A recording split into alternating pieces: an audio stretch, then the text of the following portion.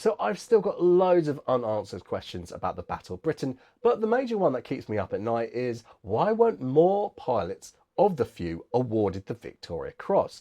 As I'm sure you know, there was only ever one. This guy, Nicholson. More on him later. So today I want to talk about a candidate that I think probably should have been awarded this medal for gallantry. And I want to know if you agree with me. So let's get into it. So we're talking about a young New Zealander called William Hodgson. So I came across him as I was researching number 85 Squadron for a huge video I did about Paddy Hemingway, which you probably haven't seen because not many people have. But anyway, so he joins 85 just before the Battle of Britain. So they've gone back to Debden and they've been totally decimated. And I'm actually using that in the right context for once in my life. In the Battle of France, they just pretty much lost every aircraft. A lot of, about 7 members, I think it was, of their squadron. And they're back at Debden being reformed. So this is when Hodgson arrives and he's a young guy. And the incident that I'm talking about happens on the 31st of August. The guy's 19. He's about a month before his 20th birthday. And this is what he does. So this is taken directly from the ORB. And I think it really shows the calibre of the men fighting the Battle of Britain. On the 31st of August, the Luftwaffe targeted 3 RAF airfields, Debden, Hornchurch and Croydon. Between 1710 and 1730 hours, 10 Hurricanes took off from Croydon, with Paddy among them, in response to another raid coming in. This time the Germans were targeting Hornchurch and, despite stiff resistance, managed to attack that airfield as well. 85 Squadron ran into the enemy at 16,000 feet over the Thames estuary. 30 Dornier 215s were being escorted by around 100 Me-109s and 110s.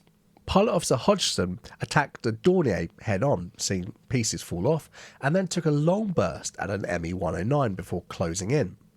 This enemy aircraft went down with its engine on fire, crashing into oil storage tanks near Thames Haven.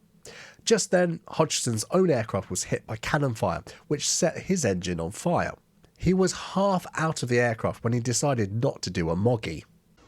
I think you're trying to say something. Seeing that his aircraft was likely to land in a highly populated area, he stayed with it, despite the very real danger of being burned to death. By side-slipping, Pilot Officer Hodgson kept the fire at bay and managed to complete a wheels-up landing near Shotgate in Essex. He narrowly missed disaster by missing obstacles in the field put there to prevent enemy aircraft landing in that very field. So as soon as I read that in the ORB, immediately I thought of that famous scene in the series Piece of Cake. Now I know that many of the pilots from the battle thought that series was a bit of crap. It was all based on the book by Derek Robinson. Now, what was it like during the Phoney War? Well, for a start, it wasn't the slightest bit like Piece of Cake. And I think mainly because they got the aircraft wrong, and perhaps they were portraying the pilots in an unflattering light, perhaps. And it couldn't have been a more gross misrepresentation of the activity if you tried. Especially the character Catamol, who of course was called Moggy. So the scene is basically he's been shot down in his spit and he's jumped and the aircraft has gone into some buildings and killed everyone. Obviously, Hodgson in reality chose not to do that. And how often did that happen? I'm not sure. I'd have to read all of the reports. But it's an act of gallantry I think is almost on a par with what happened elsewhere in the battle, especially the reports of what Nicholson did. So they're quite similar in the sense that the aircraft was on fire. They're both flying Hurricanes, obviously. And instead of jumping out and saving their own skins, they decide to carry on. So in the case of Nicholson, if you're not familiar with what happened, basically he was flying, off the top of my head, a 249 Squadron, I believe. It was his first actual piece of combat, although he was a pre-war pilot. So he goes into the fight and he gets hit by a 110, his aircraft's set on fire, and just as he's about to get out, he sees another 110 come over, he slips back into the seat, fires on it, shoots it down, and then jumps out later on. He's got terrible burns. It takes him months and months to recover. Hodgson is a very similar story. Obviously, his Hurricane's set on fire. He decides to stay with the aircraft instead of jumping, but instead of engaging with the enemy, he's obviously trying to save lives on the ground. From reading it, it just reminds me of what I read from Biggles books and stuff, how you sort of side slip the aircraft in using this slipstream to keep the flames away from your cockpit and your engine and everything. That's how I imagined he did it. But still, yeah, pretty pretty amazing what he did, right? So to put this in context, because I'd love to go into this topic a lot more with why more fighter pilots didn't win the VC. I think if you look at it, there's only really two, isn't there, in the entire war? There's obviously Nicholson, and there's the chap in the Royal Navy at the end who gets shot down in Japan, basically. His name is escaping me. I'll put it on the screen. Terrible. I can't remember his name. He looks exactly like my brother, though. He's like this spitting image of my brother. Anyway, so there's a lot of politics, I think, that go into it. But if we put it into the context, at the time that Hodgson does what he does, there's only actually been 3 Victoria Crosses awarded to the Royal Air Force aircrew.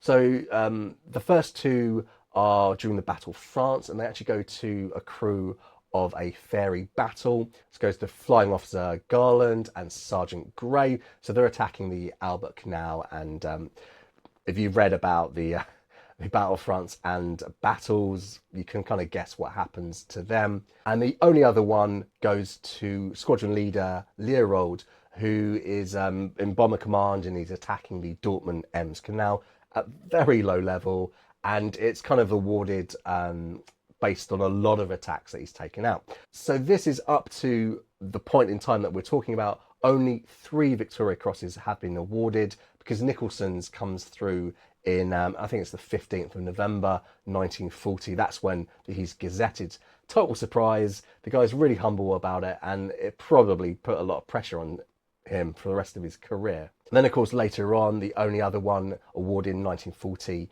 goes to Sergeant Hannah. And that is an amazing story, really, if you think about. So he's in a Hampden and he's fighting a fire pretty much in a metre wide space. Yeah, just a crazy story. But if we compare the 2 fighter pilots directly, let's have a look at the citation for Nicholson and see how it compares to Hodgson's experience. During an engagement with the enemy near Southampton on the 16th of August 1940, Flight Lieutenant Nicholson's aircraft was hit by 4 cannon shells, 2 of which wounded him, whilst another set fire to the gravity tank.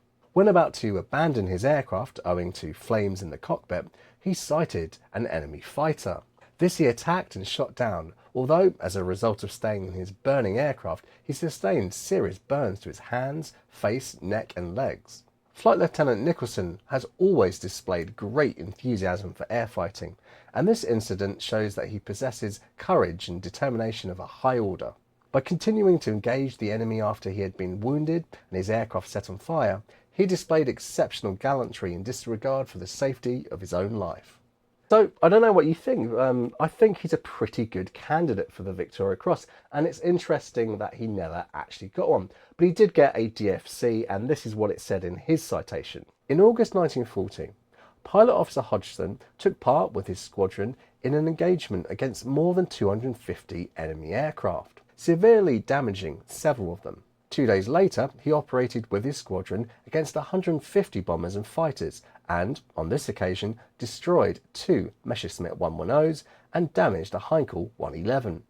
Later in August 1940, during an engagement against 30 Dornier 215s, escorted by about 100 enemy fighters, he attacked one of the Dornier 215s head-on, severely damaging it, and then engaged and shot down a Messerschmitt 109.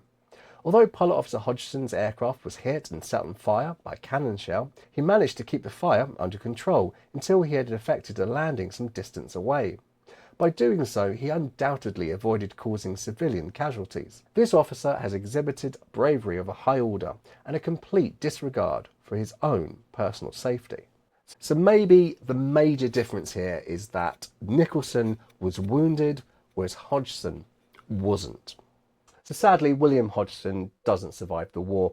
He stays with 85 Squadron and they're transferred over to being night fighter pilots. So they go through the conversion process on A20s or Havocs or Bostons, whatever you choose to call them. And very sadly, just before the squadrons really goes fully operational, as he's flying in a Havoc with another pilot, very famous Sammy Allard, they're going off to pick up another Havoc to bring back to the base, and a gun panel flies off the aircraft, jams in the controls, and everyone on board is killed. And that happens on the 13th of March 1941. Very sad. And another guy that probably doesn't get talking about enough, but I just thought I'd raise this issue with you and see what you thought.